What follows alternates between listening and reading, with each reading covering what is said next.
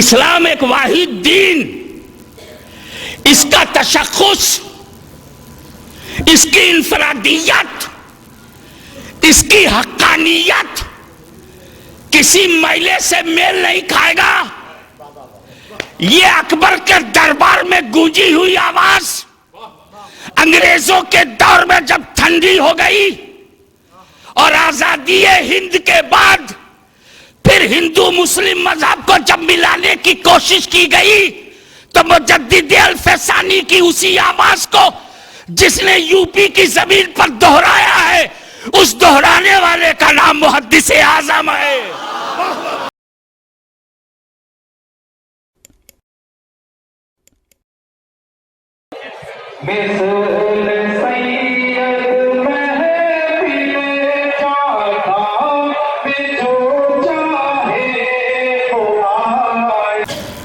کہ مجدد الفسانی کا وہ اعلان کلمۃ الحق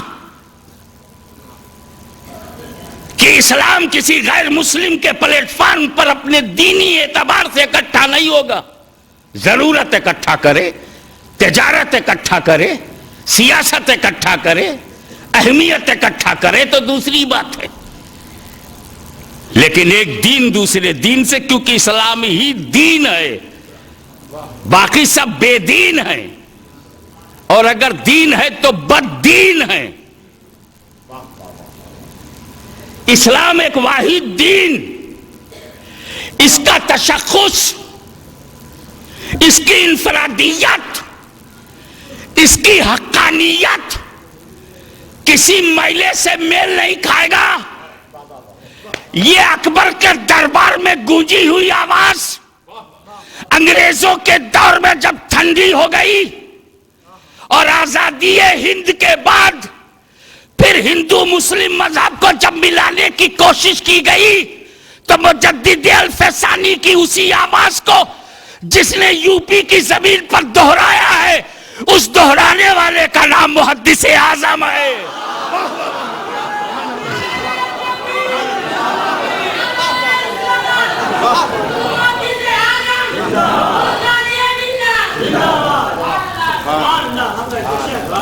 انگریزوں کی 100 سالہ حکومت کے نتیجے میں خریدے ہوئے مولویوں کے ذریعے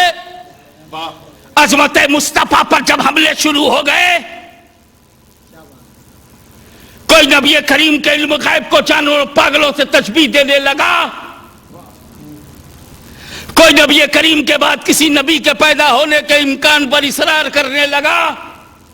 کوئی شیطان کی وسعت علمی کا اتنا قائل ہو گیا کہ پیغمبر کا علم کم نظر آنے لگا، کوئی مر کر مٹی میں ملنے والا گاؤں کا چودھری اور بڑے بھائی جیسی تعظیم کرنے والا بتانے لگا، پیغمبر کے علم غیب پر حملہ، ان کی رفت پر حملہ، عظمت پر حملہ، فضیلت پر حملہ، نبوت پر حملہ، رسالت پر حملہ، غیبیت پر حملہ، ان کے حاضر پر حملہ، ناظر پہ حملہ، پیغمبر کی ذات و صفات پر حملہ کرنا شروع کیا، مسلمانوں کا کلیجہ چھلنی کیا جانے لگا، تو امام اہل سنت امام فضل حق خیر آبادی نے بڑھ کر مورچہ لیا اور دلی کی سیڑھیوں پر اسماعیل دہلوی کو ذلیل کر کے نکال دیا کہ سن،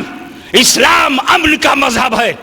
اسلام شانتی کا مذہب ہے، اسلام وفاداری کا مذہب ہے، اسلام پیار و محبت کا مذہب ہے، اسلام انسانیت کا مذہب ہے،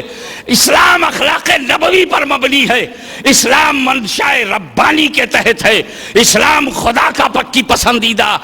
نظریہ ہے، خدا کا عطا کردہ دین ہے، اس میں کسی دہشت گردی کی گنجائش نہیں، اس میں کسی شدت پسندی کی گنجائش نہیں، اس میں کسی کی اہانت کی کوئی گنجائش نہیں۔ اگر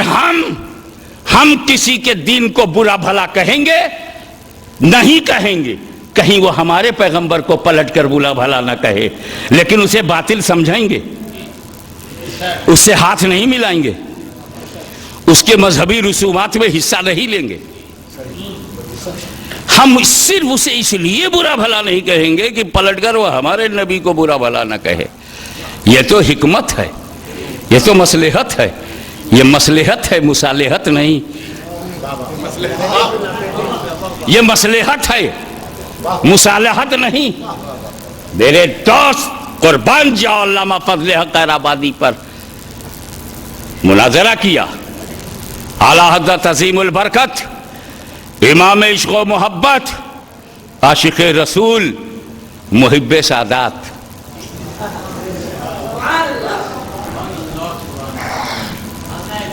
کوکب الشہابیہ الدولۃ المکیہ فتاوی رضویہ جیسی تحقیقی کتابیں دے کر وہابیت کے چہرے پر پڑے ہوئے پردے کو اٹھایا، صفحہ صفحے کرتاس پر قلم چل پڑا، علم غیب کے ثبوت کا دریا بہنے لگا، پیغمبر کی شان اور صفات عالیہ کے دلائل قاہرہ قائم ہونے لگے، لیکن امام احمد رضا کی تحقیق، اعلیٰ حضرت کی تدقیق، ان کا تجسس و تفحص، ان کی فکر و نظر کا سرمایہ کاغذ کے صفحوں پہ تھا، کتب خانے میں بند تھا، ان کے کمرے میں قید تھا۔ احمد رضا کے افکار قلم سے نکل کر صفحوں پہ تو آ گئے، مگر صفحوں پر آ جانے سے سرمایہ تو محفوظ ہو گیا،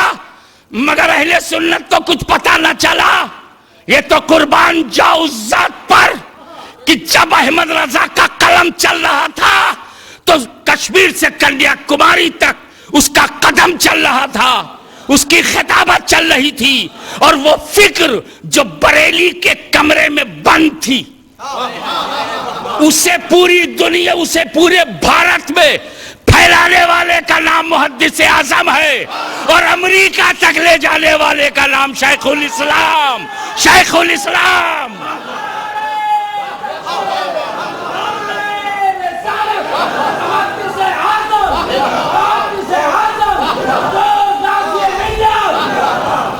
کسی مدرسے نے پوری فتاوی رضویہ کو کہیں پڑھایا نہیں، یہ محدث اعظم کا گھر ہے جس نے احمد رضا کے عقائد کو پڑھایا نہیں، اشرفیوں کو بٹھا کے پلا دیا، اور ایسا پلایا کہ سنیت سیسا پلائی دیوار بن گئی۔ سارے ہندوستان میں پھیلانے والے کا نام محدث اعظم ہے، اور پورے جہان میں پھیلانے والے کا نام شیخ الاسلام ہے۔ میرے دوست، جسے اللہ چنتا ہے اسے دنیا رسول اعظم کہتی ہے، جسے اللہ چنتا ہے اسے دنیا رسول اعظم کہتی ہے، اور جسے رسول چنتے ہیں دنیا انہیں غوث اعظم کہتی ہے، اور جسے غوث اعظم چن لے اسی کو محدث اعظم کہتی ہے۔ محدث اعظم ہند سے حافظ ملت استاذ العلماء علامہ عبدالعزیز بھوجپوری ثم مبارک پوری علیہ رحمت و رضوان نے یہ کہا، حضرت مدنی میاں تو بولتے ہی نہیں، اور صبح سے شام تک بیٹھے رہو واقعی نہیں بولتے۔ اقبال تم تو اپنے گھر لے جانا ضروری سمجھتے ہو نا، 2-3 دن رکھتے ہو، کبھی کبھی 1 ہفتہ رکھتے ہو، حضرت محفل میں بولتے ہیں کیا؟ یہی کہا تھا استاد محترم نے، یہ تو بولتے ہی نہیں۔ اور حضرت یہ جو تقریر کی پریکٹس کرائی جاتی ہے جمعرات کو، جمعے کو بھاگ جاتے ہیں۔ حافظ صاحب مچھلی کے بچے کو تیرنا نہیں سکھاتے۔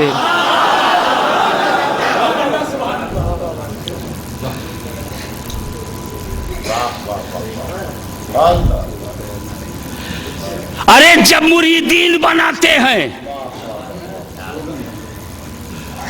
جب مریدین بناتے ہیں تو گدی نشین بنتا ہے، پکی بات ہے نا؟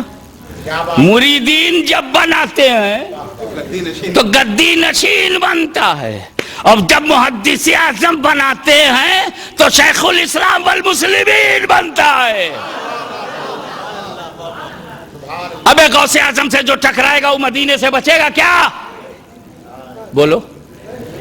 غوث اعظم سے ٹکرا کے مدینے والے سے بچو گے؟ ان کا بنایا مال ہے۔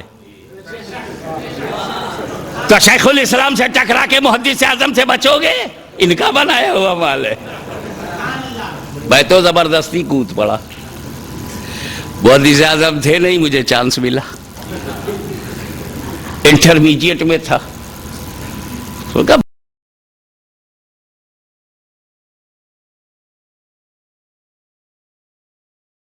ذریعے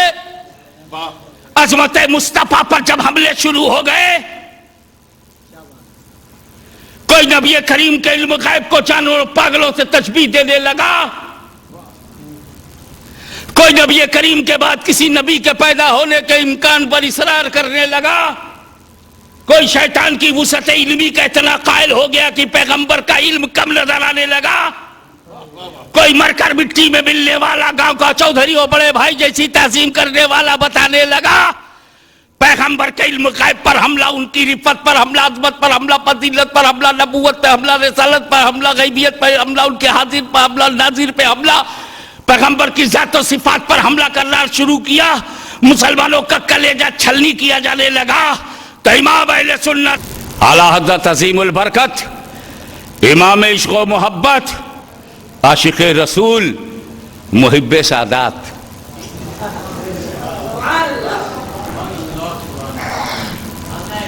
کوکب الشہابیہ، الدولۃ المکیہ، فتاوی رضویہ جیسی تحقیقی کتابیں دے کر وہابیت کے چہرے پر پڑے ہوئے پردے کو اٹھایا، صفحہ صفحے کرتاس پر قلم چل پڑا، علم غیب کے ثبوت کا دریا بہنے لگا، پیغمبر کی شان اور صفات عالیہ کے دلائل قاہرہ قائم ہونے لگے، لیکن امام احمد رضا کی تحقیق، اعلیٰ حضرت کی تدقیق، ان کا تجسس و تفحص، ان کی فکر و نظر کا سرمایہ کاغذ کے صفحوں پہ تھا، کتب خانے میں بند تھا، ان کے کمرے میں قید تھا۔ احمد رضا کے افکار قلم سے نکل کر صفحوں پہ تو آ گئے، مگر صفحوں پر آ جانے سے سرمایہ تو محفوظ ہو گیا، مگر اہل سنت تو کچھ پتہ نہ چلا۔ یہ تو قربان جاؤ ذات پر کہ جب احمد رضا کا قلم چل رہا تھا تو کشمیر سے کنیا کماری تک اس کا قدم چل رہا تھا، اس کی خطابت چل رہی تھی، اور وہ فکر جو بریلی کے کمرے میں بند تھی، اسے پوری دنیا، اسے پورے بھارت میں پھیلانے والے کا نام محدث اعظم ہے، اور امریکہ تک لے جانے والے کا نام شیخ الاسلام، شیخ الاسلام۔